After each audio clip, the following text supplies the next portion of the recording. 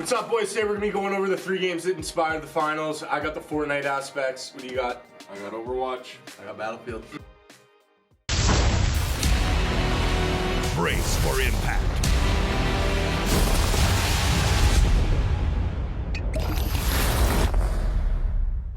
Today we're gonna be breaking down all the similarities between Fortnite and the brand new game, the finals. I got 3 categories. I got game feel, I got equipment, and I got addictiveness. Let's get into it. Right off the rip here, we're gonna get into addictiveness and my personal favorite out of all the categories because I feel like it had a lot of similarities and it was the major key factor in me enjoying this game. When you get to the final round of the finals, you got that feeling in you where you just want to win it. And I think a big reason why that is because it's actually so challenging to get there.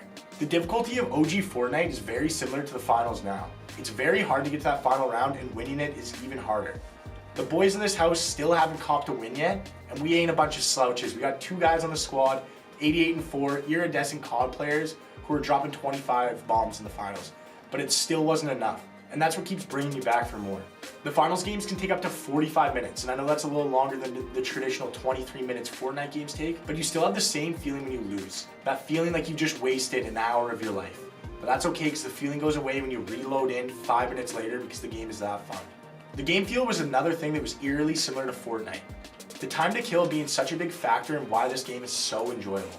The time to kill being high had 2 aspects that really made it unique. The first one being, if someone was hiding behind a door crouch walking like they do in COD all the time, it didn't matter if they shot you first, because actually being able to make moves and use your movement and shots to advantage, you could kill those guys 9 times out of 10. Another one being team fights were a lot more strategic than the classic FPS shooter of just getting the first pick and then moving on as a bulldozer. In this game, you could actually lose a guy but still be able to come back with his strategy and win the team fight. Another feeling that was super similar to Fortnite was the OG feeling of getting to the final circle and boxed up with your boys and planting down, I got this cross, you got that cross. In this game, when you actually take the payload to the cash out and all your boys are squatted up, looking at different angles, throwing mines down, you really have that sense of team, which was such a big factor in why everybody loved Fortnite. Another way these 2 games mirrored each other was the equipment. From tacticals and actual mobility, these games are very, very similar.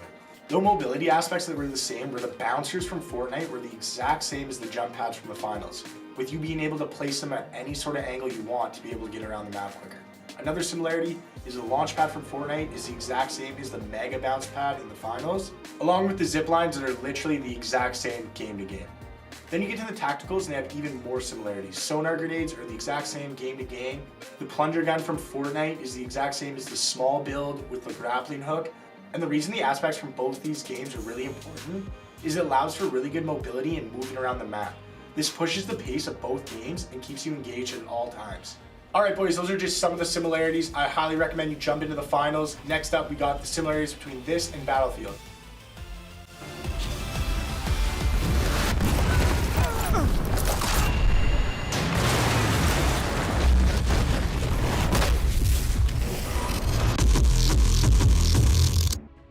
The 3 main inspirations that brought Battlefield to the finals were destruction, gun mechanics, and sound design. Destruction. This is a big part of the finals in which it makes it unique, but unique to Battlefield as well. It brings out the little boy in us, and I know it hits home for me and lots of you. You just love to see things blow up no matter what it is, whether it's an RPG going through a wall or a grenade blowing up a staircase, from big to little. And in that fact, seeing a whole skyscraper collapse or a whole building explode. The finals does such a good job of making the map feel like your own. One fun play we've been doing a lot here, and I'm sure you've seen a lot of, is if the vault is on the 3rd level or on a roof and you shoot up the ground underneath. Use a breach charge, bring it below, and make the objective to where you want it to be. Destruction is such a unique thing to a video game where Battlefield and the finals mesh it perfectly to where you can take advantage of blowing stuff up or for just the hell of it. It makes the game more chaotic, more fun, and just helps the whole overall experience come to life. Gun mechanics. I think it is super important to bring up the fact that the ex-CEO of DICE, Patrick Strulin, who co-founded Embark Studios, which is the developing company for this game.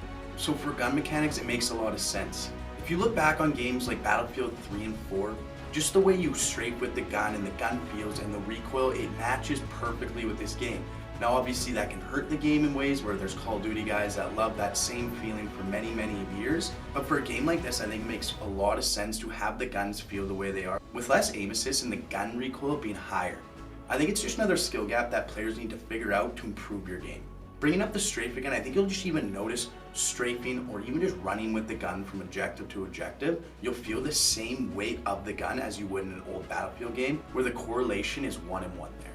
I know Wikey covered the tacticals being the same as in Fortnite, but in this, they throw the literal same as Battlefield. So even if popping that grenade or popping the stun or whatever it is, you'll get that same feeling as when you're playing these classic Battlefield games. So that's just another 1-1 comparison between Battlefield and the finals and how you'll feel the same way when playing. With newer graphics and a completely new game you are playing, I think it's awesome for these old heads like myself that used to game Battlefield religiously. I think it's cool that you get that feeling inside this brand new game and new shooter.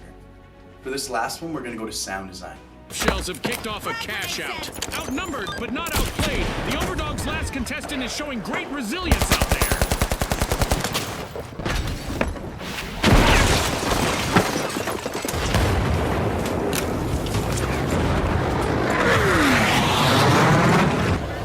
North of where we're at, it looks like we got some AT personnel. And I know this is a very niche thing where you have to be in the moment to really appreciate the sounds that are going on around you, from footsteps to grenades to gunfire to even your characters talking. I think Battlefield is just so well known for jets flying through the air, helicopters flying over your head, or the sound of Abram tanks shooting missiles past your ear. I think it's awesome that this game on a lower scale really tries to bring it up, even just with the announcer throughout the finals. You can hear the crowd after plays. I just think it makes you, the player, feel like you're so much more invested in the game because the outside sounds are blaring through those headphones and getting you inside of it. And just to nail off a few things, just the explosions, the sounds of buildings crumbling, the sound of the RPG even coming right at your feet. I think the game does a beautiful job of bringing it all to life inside the finals. And obviously thank Battlefield for that. Yes, the finals is on a smaller scale, but it really makes it feel grand inside there, just with all the noise going on, and it's so beautifully put in. And we thank Battlefield for that, so cheers.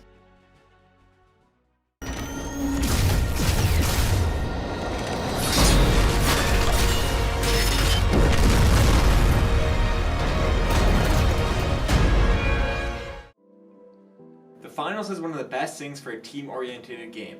Just like in Overwatch, your team comp matters. Without the proper team comp, well balanced and coordinated, you often just can't win.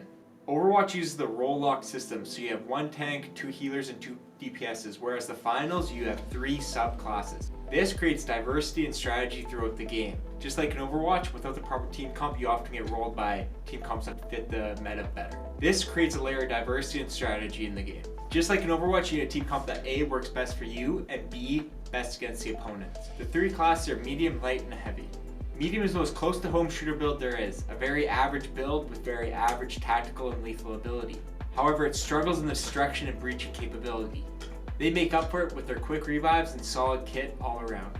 Light classes are very quick and agile. They can often cause chaos and hit flanks.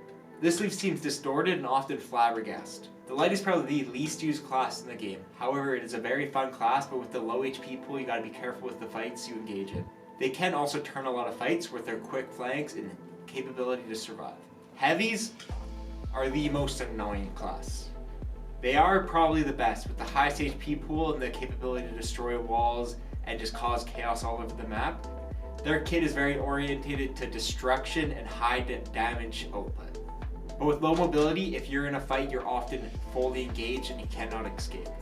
As of the beta, they are probably the best class in the game and are needed on every single team.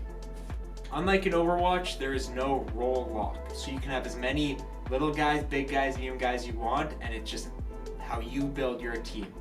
Overall, finding a team that works best for you and balancing your lethals, tacticals, and util across the team makes it a very enjoyable experience. Just like in Overwatch, how you have to play against the other team's team comp, it creates a very fun dynamic in strategy and capability to try and counter. Personally, I think that 1 medium, 1 big, and 1 little, average, but the most effective in the beta so far. I think as a gamer, them incorporating things from iconic games like this often just makes the game better, and we shouldn't look at it as stealing, but rather creating a better game for the gamers. But the beta is looking very promising, and I hope to see you guys in the next finals. Yeah. Thanks for watching the video. Make sure you guys check out other content. Thank you.